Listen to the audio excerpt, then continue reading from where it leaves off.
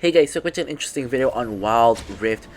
So we're back with sort of a Caitlyn commentary guide, but we're not so much focusing on Caitlyn, but we're more so focusing on getting camped. Now, a bit of a minor spoiler, I guess you could say, that we don't really actually die to the ganks, which is sort of the ideal scenario, of course. But sooner or later, when I have a suitable gameplay, I will show you a video where we get ganked non-stop, and we pretty much just get destroyed in lane, but we still win the game. I'm just saying this as a scenario that will happen from time to time, and definitely will happen to me again in the future, so hopefully I can make a video out of that one and get a good gameplay. But on this one, we actually do pretty well, so that's a bit of a minor spoiler. But yeah, so when I'm releasing this video, it's gonna be like 1 or 2 days from patch 3.1 releasing, and that means that there's going to be huge changes. Now, of course, we don't exactly know what the 3.1 changes are, but there are already quite a number of leaks, especially from the Chinese server, where it does show that there are... Actually, you know what? You don't even have to look at those leaks. They actually did already mention in the video that they made on the preview that they will be reworking a couple of items, like for example, Dev's Dance and Solari Charge Blade, and you're also going to have Hulkbreaker and Divine Thunder as a new item. Now what this means is likely we will have to be updating some of our complete guides, very likely. So for example, maybe Ezreal might have a Divine Thunder build, and some ADCs may not even want to build Charge Blade anymore, because I heard that it won't give you extra 25% crit anymore. So we'll have to see about that. We'll have to establish new builds in the new patch, and then we'll make videos to update the builds, of course. But yeah, so now we're gonna focus on our actual gameplay. So here we have Vi coming in for the first gank. Now this, I have to say, is not really the best gank, because we are not really in that good of a position to gank in the first place.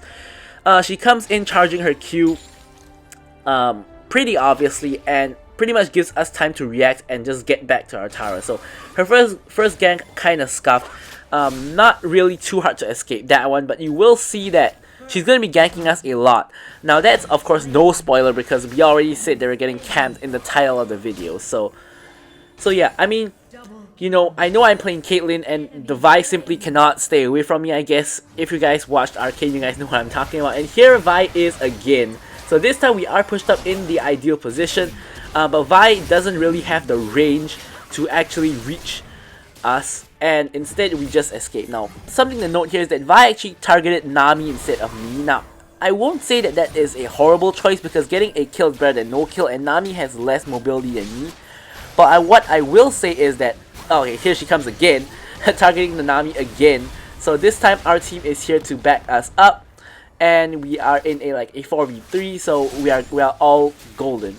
So what I will say, back to what I was referring to just now, is that the Vi did gank us in a good position where we are pushed up, but she did not connect with her Q. Now what she could have done there is she could have Q flashed to extend the range of her Q, and that would have hit the Nami, which would allow the enemy bot lane to follow up and possibly secure the kill. Now something that was kind of really sad for the Vi is that her bot lane wasn't really ready to go in there. So as you can see, she kind of got in by herself, and her bot lane only realized it probably when she went in, that she realized that, oh, we're getting a gank from the Vi. So you do have to sort of pay attention to when your jungler is coming to gank. It happens to me from time to time as well, that I'm clearing out the wave, that I'm recalling halfway, suddenly my jungler shows up. So sort of have to pay attention to that as well, because you could miss out on some kills if you don't. So yeah, so Vi has ganked us a grand total of 3 times within the first 3 minutes of the game already. So we are really getting camped by the Vi. So here we see the enemy jungle going to the Rift Herald. So this pretty much means that we get a free dragon. So we're trading Herald for dragon, and it's only a mountain dragon, so in my opinion it's not too bad of a trade for them, because mountain dragon isn't too valuable.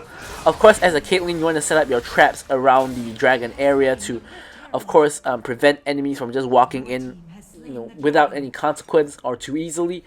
And yes, by the way, we do have a Yasuo jungle. Now, I don't know how I feel about that, especially in a team where the only knockups you really have are Nami's Wave and Galio's Justice Punch. So not like we're playing with an Wukong and a Diana or something like that. But anyways, there was a little bit of drama on the Yasuo jungle, like when we're in the champ select, especially with the Pantheon. But anyways, that really isn't too important. It really isn't the point. He's doing alright, I guess. He's 0-0-1. He hasn't really died yet. He started off with a Blade of the Rune King. Now, I don't really know if that's the best choice, because I think that Solari Charge Blade, at least pre 3.1 rework, is definitely going to be the best item for Yasuo as a first item. But of course, me saying that, not really relevant anymore, because in a day or two we're going to be in 3.1, where probably it's not going to be the best item for Yasuo anymore, I feel. So anyways, we're back to the lane, and Vi is back to the bot side. As you guys can see, she's pathing down, and we can see that from the ward we placed near the blue buff area. So we do know that she is pathing down, so we're not going to play overly aggressive. We know she's somewhere nearby, but as long as we stay in this general area where I'm standing, we can get CS, and we won't be in too much danger, because we can just get back to our tower, especially with me and Nami having both of our summoner spells up. We should be very safe. So here we are under the assumption that Levi has left already, because junglers don't normally stay around like waiting in a bush for any longer than like 10 seconds or so. If the lane's ungankable, they generally move to another lane. Now of course this is just a rule of thumb, but of course some junglers can be a bit more patient. So here we're just getting off as much damage as we can. Nice bubble by Ninami onto the Varus, so we're just trading. Honestly, we're trading, but all of us are at pretty high health, because of Nami's sustain, and Varus because Braum has been blocking for him pretty consistently. So here in comes Akshan. So getting camped doesn't mean only by the jungler. You can also get camped by the mid laner, of course. Braum walks straight into a trap, most likely on purpose to remove my trap. But yeah, so here comes the Akshan as well. So pretty interesting one. Now here I get a lot of damage onto the Braum. The enemy team has to pop heal. And yeah, so Caitlyn, of course, does want to be aggressive. Now, the reason why we're backing off is because we saw Vi pathing to his bot again. If not, I would have been more aggressive and possibly tried to get a kill on Braum with a couple more auto attacks and my ultimate. But, you know, we can't do that because we don't have a guaranteed kill on Braum, and Vi is coming down. So worst case scenario, we don't kill Braum and Vi kills us. So not really the best trade in the world. For obvious reasons, so we are not going to actually do that. Instead, we're just going to take the safer approach, which is to back off, recall, get items, and come back to lane. Right, so here, Yasuo coming in for his first gank. Unfortunately, Varus is under tower, so he can't really do too much. Now, he is alone under the tower though, so Vi is seen at the top side, 3 people are in top lane, and Braum is nowhere to be seen, so we can't actually dive the Varus if we so choose. Which we are. So Varus runs straight into a trap, straight into a bubble, and straight into everything, and we do manage to pick up the kill onto the Varus as the enemy picks up the first tower with the Rift Herald, which of course is a trade that we pretty much already took when we decided to go for Dragon instead of Herald. So the enemy team does actually take the tower, but Pantheon actually manages to get a double kill onto them in response, which is pretty good, I guess you could say, because Pantheon is a early game champion, and he is using his early game strength pretty well. And of course, getting back kills for enemy getting tower is always a good thing. So Dragon and Herald are both spawning, of course, almost simultaneously, since they were taken basically at the same time. Akshan comes in pretty much by himself. Braum flies straight into a bubble, and pretty much a teamfight is going to break out at the Dragon area. So here comes Yasuo and Pantheon as well. So pretty much our whole team is here. We are 5-man strong, and I'm just staying in the backline, hitting whoever I can. I get off a hit shot onto Akshan, which just finished him off. I ult over to get a, not a kill, but get some damage onto the Garen, because I cannot really reach anybody. So here, Braum 1 HP, I flash over, try to get the kill on the Braum. Pantheon picks it up instead, and Vi is pretty much left alone as the only member alive, and Pantheon is trying to get the kill on Vi, but really, it's not worth it. Vi is 1 HP anyway. She cannot contest the Dragon. So here I am starting the Dragon and just waiting for my team to stop chasing the Vi and actually come for the Dragon instead. Galio uses all his spells on the Dragon, something which I would not advise normally, but since in this case there is no threat, it's not really a problem. So here we're going to secure our second Dragon of the game. I'm not really needed there anymore since there really isn't a contest, and so I go to the bot lane to start farming minions. I say there isn't a contest, and there isn't, but what does happen is the enemy team engages onto our team after the Dragon has already been secured, which in this case means we end up trading 2 kills for the Dragon. So sort of like the the inverse of what happened with the tower situation in the top lane. So instead, this time the enemy team picks up a double kill for us picking the dragon, because they did kind of stick around a little bit too long. Alright, I guess you could say, I guess you can't really say that, but it's more like they didn't really take dragon fast enough, and therefore they're caught with their pants down in the dragon pit. Of course, that kind of can be attributed to my fault, because I wasn't there attacking the dragon. I was taking the CS in the bot lane because I thought it was, you know, safe to do so, and I wasn't needed to secure the dragon. I mean, I'm partially right and partially wrong. I wasn't actually needed to secure the dragon, but what did happen is, because of my decision, my team did the dragon slow, which meant that they got caught in the dragon pit. So overall, it was not the best decision in the world. But, you know, I wouldn't really have known this would have happened, so it's just overall a very unfortunate situation. Alright, so instead now we pick up our static shiv, and we have the gluttonous greave, so we're kind of getting to the point where we're going to be strong. We of course need a rapid fire cannon to round out the trifecta of crit items. So here we have already secured the bot lane tower, so we're going to instead go mid, of course, and, you know, get off a push in mid, or pretty much just put pressure on mid. So as you guys can see, a fight is sort of breaking at the top lane. Akshan and Varus rotating as well. So pretty much it's a 1v4 for the Galio, and not too much we can do. So here I'm setting traps so that they can't really chase us too easily, and if they want to, they're gonna have to, you know, skirt around the traps. But they end up being at the other side. So here I'm just attacking whoever I can. Pantheon's coming in. I'm just attacking the Vi because Vi split off from her team, focusing Nami for some reason. Vi's out of vision, so I have to flash over to get the kill onto the Vi. I did have ult, but that would have put me in a bad position, and I didn't have vision anyway. So here Braum is 1 HP. Braum manages to actually flash away, and I can't just simply walk straight back at the team. So here, I was just free hitting on them, but Garen comes in with the silence and the spin. Thankfully, our mid lane tier 1 tower is still up. If not, I would have been in real danger. So here, Galio goes in to help Nami, and I meanwhile am trying to clear the minions so that the tower doesn't take too much damage. Nami unfortunately does die, and yeah, pretty much that was just a whole skirmish that started in the top lane and went all the way to the bot side jungle. So really long extended fight on that one. So here I pick up a stasis and a crit glove. So stasis of course is going to be really helpful for me in case I get caught out, for example, by the Varus ultimate, or if Garen tries to ult me, I can Zhonya's. If Vi tries to ult me, I can Zhonya's as well. So here we have another instance. Yasuo is 1v2. So at first I thought they were disengaging, but turns out the fight is happening. So I'm not gonna make the same mistake of going for CS. I'm instead going to go for the fight. I managed to pretty much KS a kill with my ultimate from downtown onto the Vi. So here you can see Garen is pulling up through the back, and we are in a 3v3 at the moment. But Garen pulls up at the back, and of course I have to retreat. If not, I'm gonna get stuck in between a Garen and a hard place. So here Varus picks up a triple, flashes over to try to get the quadra on me, but I stasis and Pantheon ults in. So Varus knows that if he goes for the quadra, he dies to the Pantheon. So instead he chooses to not be greedy and instead back off and not actually go for the quadra kill on me. So he pretty much would trade quadra kill for his life. I think a lot of people would have gone for that trade, but he decided not to. So he didn't give the shutdown over to the Pantheon, and he didn't get the kill on me as a result, which I think is actually the better choice, because you don't really want to give up your shutdown.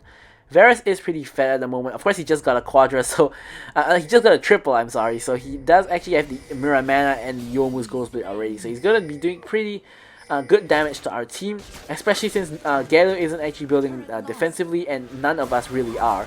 So here we have a fight for the Infernal Dragon. Pretty big fight here. So their team was caught during the Infernal Dragon, and here we're just attacking. I'm just attacking whoever I can, whoever's in my range. I'm not really targeting anybody in specific. So here, as you guys can see, I pick up a double already.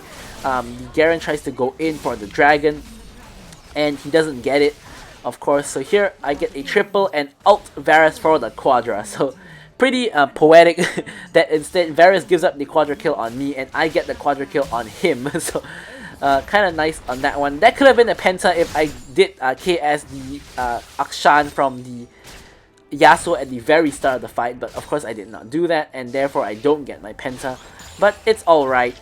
We pretty much are super duper fed at the moment. I'm 7-0 and 4, and take note that, of course, as we saw, we got camped by the Vi and we got camped by the Akshan, but it doesn't matter because we didn't actually die to them. Now, of course, one of Vi's ganks was pretty awful, to be very honest, but the rest were actually pretty good, and Akshan not that good as well, the gank that is. But yeah, so we end up in a position where we're 7-0 and 4, so pretty beautiful position to be in. And in this case, my team is just fighting non-stop. Like the Yasuo, the Galley, and the Pantheon are just going in on people non-stop. They're just left, right, and center, just engaging for some reason. And in this case, it actually isn't really that bad for me because as a long-range ADC, all I gotta do is stay behind them and just, you know, free fire on people while my team itself is getting focused.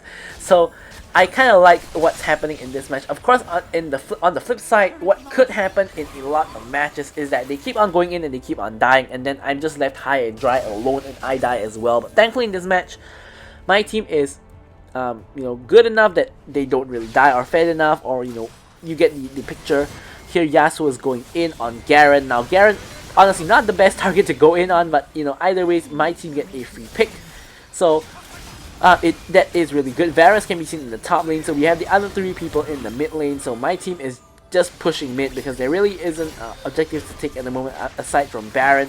But you know, we don't feel so confident that we're gonna go for Baron. Now honestly, I feel that we could have considered it, but we don't, of course. So here is, as you guys know, Caitlyn's strength. I'm just putting traps non-stop under tower and free firing on everybody under the tower without actually taking any damage. They're all stepping into my traps left, right, and center. Like, I think at least 3 traps have been procced already. Pantheon's ulting under the tower, which forces the Akshan away because he doesn't want to get stunned. Well, he does die anyway. He does get stunned and die anyway, so it's pretty sad for him. Here in comes Vi. I actually managed to net myself away, and I don't actually get hit by her Q, so a pretty nice one there. She decides to ult someone else instead of me. I think it's Pantheon. I think that's her auto targeting the lowest health target or something like that. Here I try to back, but I get caught backing in a dangerous position. But instead, because I'm so fat and because I have Nami and Yasuo with me, we turn the fight instead. And instead just try to kill them instead. So pretty much Yasuo picks up the kill on the Garen. I actually wanted to ult the Garen, but he died, so I ended up targeting, I believe it was the Braum instead. So here, 3 enemies are dead, including the enemy jungle. Prime time to pick up the Baron, but unfortunately Yasuo didn't get the memo and Yasuo recalls. So we can't actually pick up the Baron because we don't have Yasuo. So Pantheon was pretty pissed off at this point because he didn't like the Yasuo pick already, and Yasuo pretty much trolled the team by recalling when we could have taken the Baron. So here I want to take the red buff, but Yasuo of course isn't actually going to give it over. He instead just take it for himself. Of course he is not really, he is kind of fat as well, so not really the worst scenario in the world. He has a very interesting build of going Phantom Dancer and an Affinity Edge, which was the old original Yasuo build before Charge Blade came into the picture. And looks like he's going for Charge Blade now based on having the Stinger and the Cloak. So I have no idea what this Yasuo is really building. But the enemy team realizes we're going to go for Elder Dragon, so they instead try to rush Baron while we're all resetting, which honestly I respect them trying that, but unfortunately we all realize what they're doing because we can't see anybody actually on the map. We end up pretty much stealing Baron, and we end up pretty much just winning the fight, and the enemy team just gives up at this point and surrenders. So yeah, there we have it. Thank you guys for watching the video, and I'll leave you guys with the stats, and goodbye.